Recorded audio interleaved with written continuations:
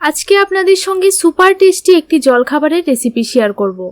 আটা আর দুটো আলু দিয়ে আমি এই জলখাবারগুলি তৈরি করেছি। এই জলখাবারগুলি কিন্তু কোনো দোকানে কিনতে পাবেন না, অবশ্যই পুরো রেসিপিটি শেষ পর্যন্ত দেখুন। আর দেখুন প্রত্যেকটা লেয়ারে কিন্তু পুরে ঠাসা, আর কতটা মুচমুচে এবং ভিতরটা পুরে ঠাসা হয়েছে আপনারা দেখেই বুঝতে পারছেন। খেতে অসম্ভব মজার হয়, একবার বাড়িতে তৈরি করলে রোজই বানিয়ে খাবার ইচ্ছে জাগবে। দেখুন প্রত্যেকটা লেয়ারে কিন্তু পুরে একদম ঠাসা হয়ে রয়েছে। এরকম সস দিয়ে খেতে কিন্তু ভীষণ ভালো লাগে। চলুন তাহলে রেসিপিটি দেখে নেওয়া যাক। এখানে আমি দুটো আলু ঝিরিঝিরি করে কেটে নিয়েছি। মোটা সাইজের একটা গ্রেটার দিয়ে এইভাবে আলুগুলিকে কেটে নিয়েছি। এখন আলুগুলিকে 3 থেকে 4 বার জল পাল্টিয়ে ধুয়ে ভালোভাবে হাত দিয়ে চেপে জলগুলি থেকে তুলে নিয়েছি। এখন একটা গাজর এইরকমভাবে গ্রেট করে দিয়ে দিলাম, আর একটা বড় সাইজের পেঁয়াজ এইরকমভাবে কেটে দিয়ে দিলাম। এখন কিছু কাঁচা লঙ্কা কুচি করে কেটে দিয়ে দিলাম, অবশ্যই আপনারা পরিমাণ বুঝে দিয়ে দেবেন। আর দিয়ে দিলাম কিছু ক্যাপসিকাম কুচি। এখানে আমি 1 টিস্পুন দিয়ে দিলাম ব্ল্যাক পেপার, আর 1 টিস্পুন দিয়ে দিলাম চাট মশলা, আর অল্প একটু দিয়ে দিলাম লঙ্কা গুঁড়ো। অবশ্যই ঝালটা আপনারা আপনাদের পরিমাণ বুঝে দিয়ে দেবেন। এখন ভালো করে সবগুলি উপকরণ মেখে নিতে হবে।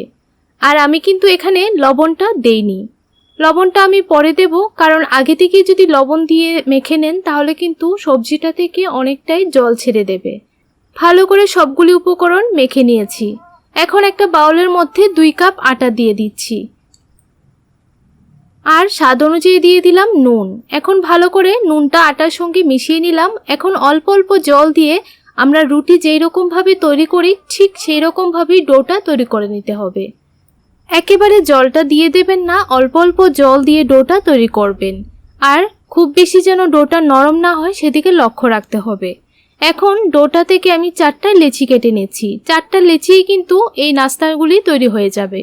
দেখুন এখানে আমি সবজিটার মধ্যে অল্প একটু নুন দিয়ে দিলাম, ভালো করে নুনটা মিশিয়ে নিতে হবে। এখন একটা লেচি নিয়ে নিলাম, রুটির শেপে বেলে নিচ্ছি। একটু বড় বড় করে আর একটু পাতলা করে বেলে নিতে হবে। সবগুলি আমি রুটি একইভাবে বেলে নিয়েছি। এখন একটা রুটি নিয়ে নিলাম, আর অল্প একটু দিয়ে দিচ্ছি টমেটো সস।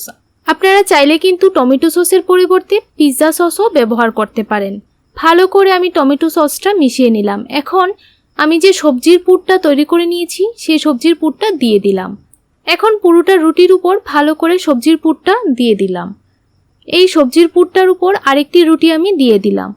চারদিক থেকে ভালো করে লাগিয়ে নিলাম। আবারও একটু সবজির পুর দিয়ে দিলাম, দিয়ে ভালোভাবে রুটিটার উপর মিলিয়ে দিয়ে দিলাম।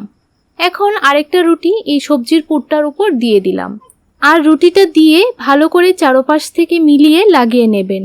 আবারও উপরে অল্প একটু টমেটোর সস দিয়ে দিচ্ছি। আপনারা চাইলে কিন্তু গ্রিন চাটনিও এখানে ব্যবহার করতে পারেন। আবারও অল্প একটু সবজির পুর দিয়ে দিলাম। এখন এই সবজির পুরটার উপর আরেকটা রুটি দিয়ে দিলাম। রুটিটা দিয়ে খুব ভালো করে চারপাশে সিল করে নিতে হবে। এখন এইরকমভাবে হাত দিয়ে একটু প্রেস করে দিতে হবে। দেখুন এখন একটা চুলার মধ্যে কড়াই বসিয়ে দিলাম, আর একটা স্ট্যান্ড দিয়ে দিলাম, আর অল্প একটু জল দিয়ে দিলাম। এইরকম একটা থালা নিয়ে থালাটার উপর অল্প একটু তেল লাগিয়ে নিলাম, তারপর জলখাবারটা দিয়ে দিলাম। এখন 10 মিনিটের জন্য জলখাবারটাকে স্টিম করে নিতে হবে। দেখুন 10 মিনিট পর ফিরে আসলাম, ভালো করে কিন্তু সেদ্ধ হয়ে গেছে। এখন ঠান্ডা করে নেব। এখন একটা বাউলের মধ্যে অল্প একটু ময়দা নিয়ে নিলাম, আর একটু নুন দিয়ে আর অল্প একটু জল দিয়ে ময়দাটাকে গুলিয়ে নিয়েছি। একটা পাতলা একটা ব্যাটার তৈরি করে নিতে হবে। ঠিক এইরকমভাবে ব্যাটারটা তৈরি করতে হবে। দেখুন জলখাবারটা নিয়ে নিলাম, ভালো করে কিন্তু ঠান্ডা করে নিয়েছি। এখন জলখাবারটাকে 8টি ভাগে ভাগ করে নেব। প্রথমে এইরকমভাবে কেটে নিতে হবে, তারপর এইরকমভাবে কেটে নিতে হবে। আপনারা চাইলে জলখাবারটাকে এই পর্যায়েও সসের সঙ্গে পরিবেশন করতে পারেন, তাহলেও কিন্তু খেতে খুব ভালো লাগবে। আর কতটা লেয়ার হয়েছে আপনারা দেখেই বুঝতে পারছেন। তবে আমি জলখাবারটাকে একটু ভেজে নেব। ময়দার ডোটার মধ্যে একটা জলখাবার দিয়ে ভালোভাবে ময়দার গুঁড়াটা মিশিয়ে নিলাম। এখন একটা ফ্রাইং প্যানের মধ্যে অল্প একটু তেল দিয়ে তেলটা ভালোভাবে গরম করে নিয়েছি। এখন সবগুলি জলখাবার ময়দার ব্যাটারটার মধ্যে এইরকমভাবে ভিজিয়ে দিয়ে দিতে হবে। তারপর কিছুক্ষণ পর এইরকমভাবে উল্টিয়ে পাল্টিয়ে লাল করে ভেজে নিতে হবে। বন্ধুরা, আপনাদেরকে একদম গ্যারান্টি সহকারে বলছি, এই জলখাবারগুলি খেতে এতটাই ভালো লাগে যে একদিন বাড়িতে বানালে রোজ বানিয়ে খাবার ইচ্ছে জাগবে। আপনাদের কাছে রিকোয়েস্ট রইল যে এই জলখাবারের রেসিপিটা অবশ্যই আপনার বন্ধুদের সঙ্গে শেয়ার করার জন্য। দেখুন, উল্টিয়ে পাল্টিয়ে লাল করে ভেজে নিচ্ছি। গ্যাসের ফ্লেমটাকে লো টু মিডিয়ামের মধ্যে রেখে জলখাবারগুলি ভেজে নিতে হবে। সেমভাবে আমি সবগুলি জলখাবার ভেজে নেব। দেখুন, ভাজা হয়ে গেছে। এখন এরকমভাবে সবগুলি জলখাবার তুলে নিতে হবে, তাহলে কিন্তু তেলটাও ভালোভাবে ঝরে যায়।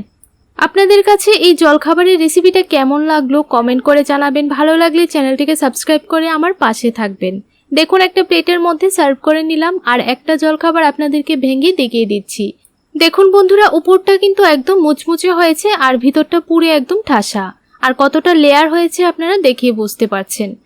তাহলে আজকের জন্য এতটুকুই। দেখা হচ্ছে নতুন আরেকটি রেসিপিতে।